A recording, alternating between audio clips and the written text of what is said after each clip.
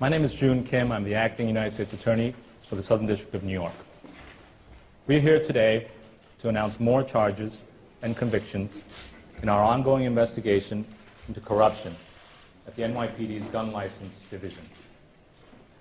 We continue today what we started a year ago. Last June, we announced charges against 2 members of the NYPD's Gun License Division for accepting bribes in exchange for licenses. We were not done. Our investigation continued, as did our determination to aggressively pursue public corruption wherever we find it, and to follow the facts wherever they may lead us. And this is where they have led. Alleged corruption that pervaded the license division up to its senior levels. Alleged corruption that spawned a cottage industry of bribers, masquerading as so-called expediters. The industry of parasitic profiteers allegedly included a number of former police officers, as well as a former Brooklyn assistant district attorney. First, let me identify the people we have charged. We charged and arrested today 3 former police officers. Lieutenant Paul Dean, who until recently was the second in command at the License Division.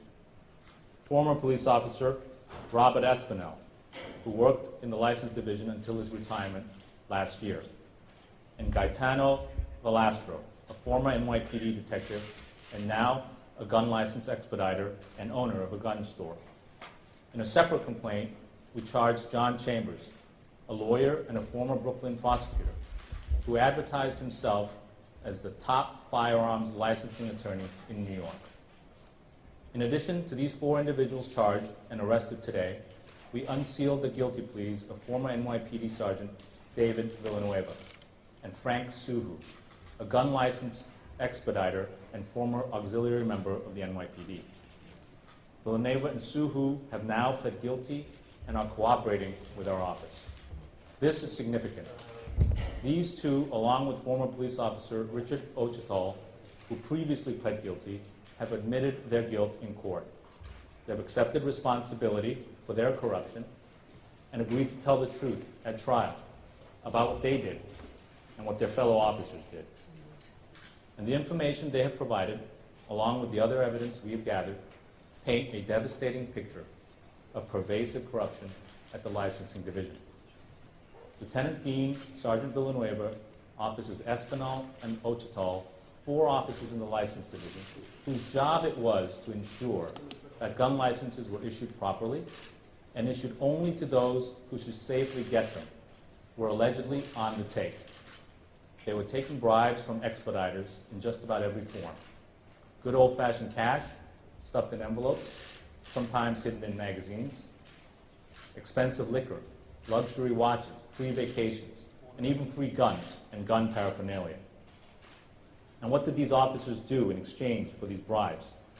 They allegedly sold their oath to serve and protect. They sold their duty to do their jobs.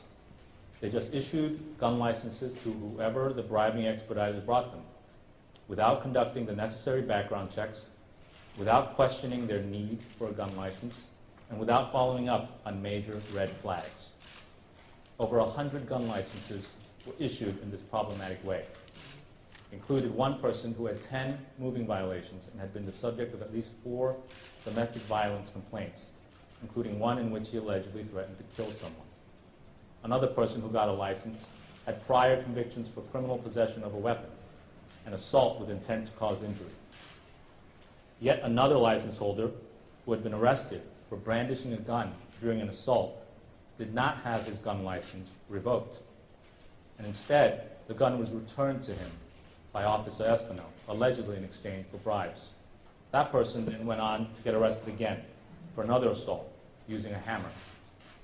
But none of this troubled or deterred Lieutenant Dean and Officer Espinel. Far from it.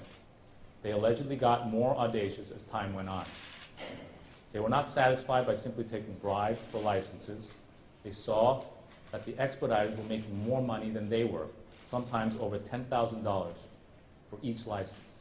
As Lieutenant Dean put it in a recorded conversation, and I quote, "I am done watching people make money off my back.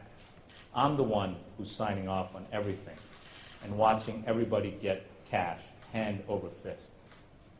Close quote. Driven by this greed, in late 2015, Lieutenant Dean and Officer Espinel decided to retire from the NYPD to become corrupt expediters themselves. But before they left, they allegedly took steps to guarantee the success of their scheme. They offered to give a piece of the action to their colleagues who would still be at the license division, telling one colleague that his wife should buy a shovel to scoop up all the money they were going to make.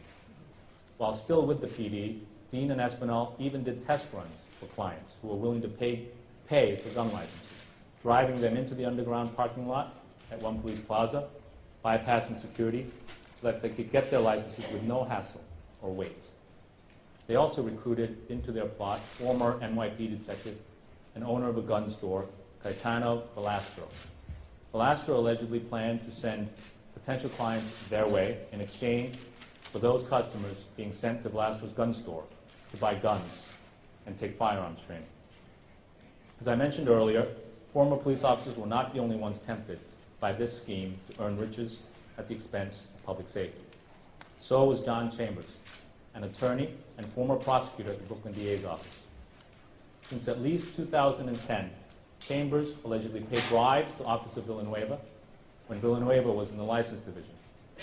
The bribes took the form of cash, of course, but also tickets to Broadway shows, sporting events, expensive meals, and even an $8,000 watch. In exchange, Chambers' clients who already had gun licenses, when they got in trouble with the law, Villanueva allegedly agreed to look the other way. Instead of revoking their licenses, as at times he should have, Villanueva let them keep their licenses. Or if the licenses were suspended, he would have the term of the suspension shortened. Chambers also used his position in the NYPD to help expedite gun licenses in Nassau County. For cash bribes, Villanueva sent applications from Chambers' clients to the Nassau County Police Department under the cover of NYPD letterhead, knowing that that would substantially expedite the review of those applications in Nassau. Now, this diagram here shows the flow of money from bribes from the expediters down here to the police officers. It took the form of cash, liquor, luxury watches, vacations, and then here are the list of the police officers in the hierarchy and the official actions that they took in terms of approving, expediting, and upgrading gun licenses. You'll see the folks in green are people who have pled guilty and are cooperating, and the orange is people who have pled guilty. Public corruption cases are difficult to make, and police corruption cases are particularly so. They take not only doggedness and determination, but because they involve investigating fellow law enforcement officers, they take a deep commitment to doing the right thing, no matter what, without fear or favor. And that is what we had in our law enforcement partners in this investigation. First, I want to thank the FBI, represented here today by William Sweeney, Assistant Director in charge of the New York office. Our partnership with the FBI is as strong as it has ever been, and we continue to work together every day to investigate all types of cases, but in particular, public corruption cases. Specifically, I want to recognize Special Agent in Charge Michael McGarity, Assistant Special Agent in Charge George Druzami, Supervisory Special Agent Jared Whitmire, and Special Agents Joseph Downs, Bard Hubbard, and Michael Buscemi. Second, I want to thank our partners at the NYPD, represented here today by its great Commissioner, James O'Neill, and the Deputy Commissioner of Legal Matters, Larry Byrne. I specifically want to recognize the Internal Affairs Bureau for their fearless commitment to this investigation. That includes Deputy Commissioner Joe Resnick, Lieutenant Brian Sparber, and Sergeants Mark Klausner and Ted Jeremenko.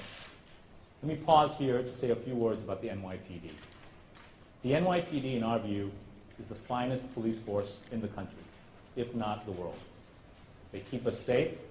Every day, NYPD officers risk their lives so that the rest of us New Yorkers can go about ours without fear or worry. We all owe them an incredible debt of gratitude. When we announce charges against police officers, as we do today, it is never a good day. But today's charges also show, in my view, the strength and greatness of the NYPD. These charges were made possible only because of the commitment of the IAD. The investigation was conducted with the unwavering support of the department's leadership, and the NYPD has taken steps to reform and fix the license division. All of that shows that the NYPD is prepared to police its own and committed to living up to the principle that no one is above the law. And that is a great thing for the NYPD and for the city. Finally, I want to thank the investigators and career prosecutors in my office who have worked on this important case. Assistant U.S. Attorneys Russell Capone, Khan Nowadae, and Lauren Shore, supervised by Andrew Goldstein and Tatiana Martin, the chiefs of our Public Corruption Unit. Our Public Corruption Unit, as most of you know, has been incredibly active and successful over the last few years, and they continue to be as committed as ever to their mission of fighting corruption. For the police officers and expediters charged in this case, the critically important police function of issuing and controlling gun licenses was one they alleged were willing to pervert for personal profit. When police officers violate their oath in this alleged way, they not only betray the public they were sworn to protect, but their fellow officers who do their jobs the right way, day in and day out, remaining faithful to the duties they owe to the public and to each other. Thank you. Now let me bring to the podium William Sweeney from the FBI. Thank you, Jerry. Good morning. Law enforcement officials are granted authority to uphold the fundamental rule of law. But any abuse of this power, no matter how great or how small, is nothing short of a crime. Today, as detailed by the acting U.S. Attorney, a series of gun expediters and former NYPD officers of various ranks face charges of bribery and conspiracy, among other things, for their alleged role in unjustly approving gun permits and receiving bribes or offering bribes in exchange for special favors. In many cases, as alleged, renewal applications were expedited, incident investigations were resolved more quickly than usual, and beneficial resolutions were reached regarding these incident investigations that might not otherwise have been. As alleged today, the processing of gun permits at the behest of gun expediters did not come without a significant risk to public safety. As alleged in one particular incident, the NYPD's license division hit a roadblock while processing a request for an applicant with a significant criminal history. Instead of denying this individual a license, the approval was pushed through by some involved in this scheme. To make matters worse, the applicant's brother was also approved for a license so that he could purchase a gun on behalf of the applicant without scrutiny from a gun seller who would be required to conduct an FBI background check. This detour in judgment, among other similar decisions by those charged, is what leads us here today. Not only does the behavior they allege today threaten the safety of our community, it also runs the risk of eroding the public's perception of the law enforcement community overall.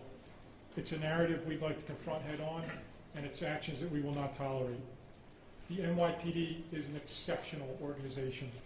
The overwhelming majority of NYPD officers who willingly protect our city every day, no matter what the risk, should not be associated with a select few who, as charged, placed a higher priority on satisfying their desires than upholding the law.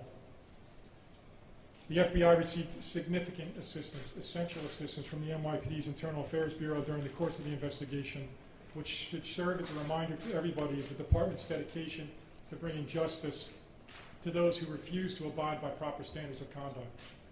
I'd like to thank our partners involved in this investigation, especially the U.S. Attorney's Office, but in particular the NYPD. Your leadership, your partnership have been exceptional, and we'd like to thank you for your service. Thank you, Commissioner.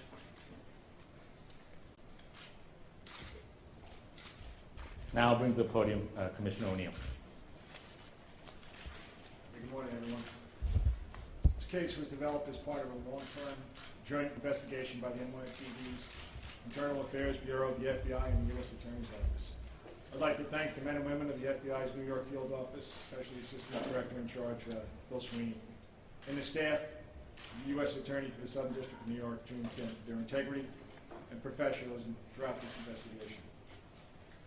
The NYPD has tremendous working relationships with our law enforcement partners at the local, state, and federal levels. So for that, I thank you. To be sure, today's announcement is not a happy occasion for any of us in the New York City Police Department. As I speak about all the time, just about every police officer in the NYPD took this job for the right reason, to fight crime and keep people safe. We took these jobs to make a positive difference in the lives of New Yorkers. We took these jobs to do good.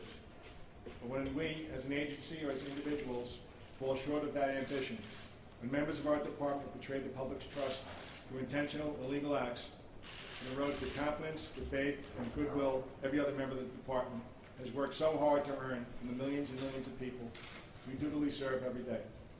As an agency and as a society, we have an obligation to investigate those betrayals of trust. Under the guidance of Deputy Commissioner Joe Resnick, the NYPD has the most professional internal affairs unit of any police department I know. He and his investigators perform a necessary function, and we always follow a case wherever it has taken us. At the culmination of such investigations, we have an obligation to you to be transparent. We have a duty to explain where your public servants went wrong, what our investigation uncovered, and how we can prevent similar acts from happening again.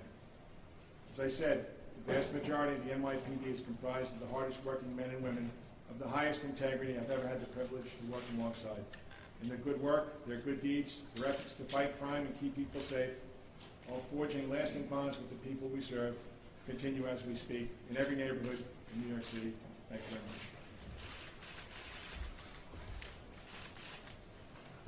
I will take a few questions. Jim, in the Chamber's complaint, there's an email from Villanueva saying we have a friend in the Nassau PD, but nobody from the Nassau PD is charged. Two questions: to what extent have you coordinated with the Nassau Police Commissioner, and can we conclude that you found no criminal culpability in this bribery scheme of anyone in the Nassau PD? I'm not going to comment more on the Nassau PD beyond what's in the complaint. The complaint generally talks about sending applications to Chambers Nassau clients under the letterhead of the NYPD License Division with an understanding that that would result in expedited approval.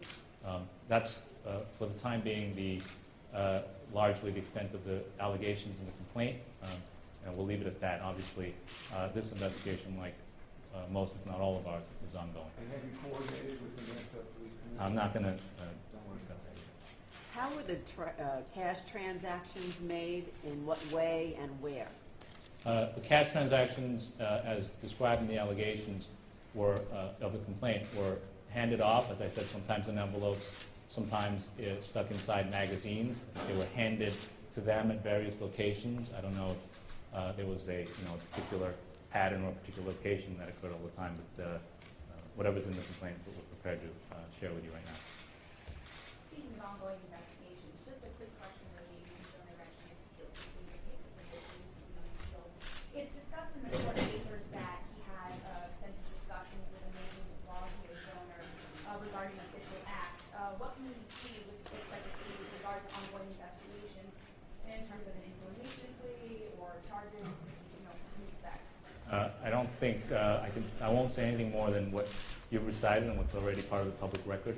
As you saw, we did issue a statement about our investigation into City Hall. I'm not going to say anything beyond that. Is there a sense that any of these gun sales led to any crimes or deaths or anything else? We do recite, and as I gave a few examples, as did Bill Sweeney, of licenses that were issued to people who should not have had them. Beyond what's in the complaint, I don't know if the police department's prepared to share more, but they're not aware, or I'm not prepared to discuss anything more in terms of specific crimes that may have been committed by any of the guns. To follow up on that, I mean, are those people who now do not have their guns? Sorry, I couldn't hear. To follow up on her question, do those people who should not have obtained the licenses now not have them? I believe the PD has taken significant remedial measures, and Commissioner O'Neill talked about that. Talk about the licenses, Right. and I'll also speak about some of the changes that we've made to the license division. So after extensive review of licenses implicated in this investigation, it's about 448 licensees were identified by AB during the course of the investigation. as suspicious and warranting further review. 100 licensees, most full and limited carry, were suspended during this investigation. 79 were suspended as a result of the IAB investigation. The other 12 were previously suspended by the License Division for unrelated incidents prior to the investigation, and 9 are pending evaluation. 215 licensees are currently under review by the License Division, and 125 licenses were reviewed and found to be issued properly. I'm going to talk a little bit about the changes we made to the significant changes we've made to the License Division. So we've replaced all the supervisory staff, and we increased the supervision. All personnel at the command level of the division were replaced, including the commanding officer, the exec, and civilian director. And we approved additional staff, including 2 lieutenants and 4 sergeants. Centralization of authority to approve applications. In contrast to the past practice, not only the CO and the XO have the authority to approve new pistol applications, special patrolman applications, upgrades of existing licenses to a different classification, or renewal of an existing license. We've also instituted many preventative measures. Specific measures were taken to prevent a reoccurrence, of course, of what transpired. There's a prohibition of License Division access to any third parties acting as agents, facilitators, or expediters, elimination of exceptionally early tours within the License Division, and prohibition of access to the License Division by any member of the public unless a supervisor is present. A number of other steps that we've taken, but those are the major ones. So significant changes. Graham? Commissioners, so there are no more expediters. The applicant deals directly with the company. Yes, That's it. correct. And approximately how many gun licenses are in circulation in total? Larry, do you have that number? I can get that for you. For carry permits, it's less than 3,000. There are different categories of permits. There's premise. Can we go back to podium, please? Yeah, sure. That would be helpful, right? Sorry, there's several different categories of licenses. For a full carry license, I believe there are fewer than 3,000 issued. There's a residence license, a business premises license, licenses for shotguns and rifles, who are primarily hunters and target shooters. Altogether, I think there are approximately 65 licenses in the different categories, and every license gets reviewed every 3 years. The license lasts for 3 years, and then we redo our background check and update our investigation. So when were these changes made, including the prohibition on expediters? I'm going to have to get you the chronology of exactly when the changes were made, but as soon as we found out of the improprieties within the License Division, we took immediate steps. Over the last Right. year? Or Immediate steps to make sure it didn't happen again. Commissioner, will you be Marcia? releasing an internal investigation, a Hold report on the on. investigation? Marcia. Commissioner, I wondered if you personally knew Lieutenant Dean or Officer Espinal, and what your reaction was when you saw, your personal reaction when you saw the extent of what they were doing, their decision to retire, to make money that you would need a shovel to get. I didn't know the lieutenant or the sergeant. I did know the CO, and I talk about it all the time. I've been a cop for 34 and a half years, and by and large, every cop that I've ever had the opportunity to work with takes the job for the right reason. So for something like this to happen, to besmirch the names of and reputations of the other 36,000 hardworking and courageous men and women, it's absolutely appalled. Last question. Commissioner, you mentioned, you were talking earlier about transparency. Will the department be releasing a written report of the investigation and the measures that you've taken? Yeah, we haven't made that determination yet. Thank you. Thank you, everyone.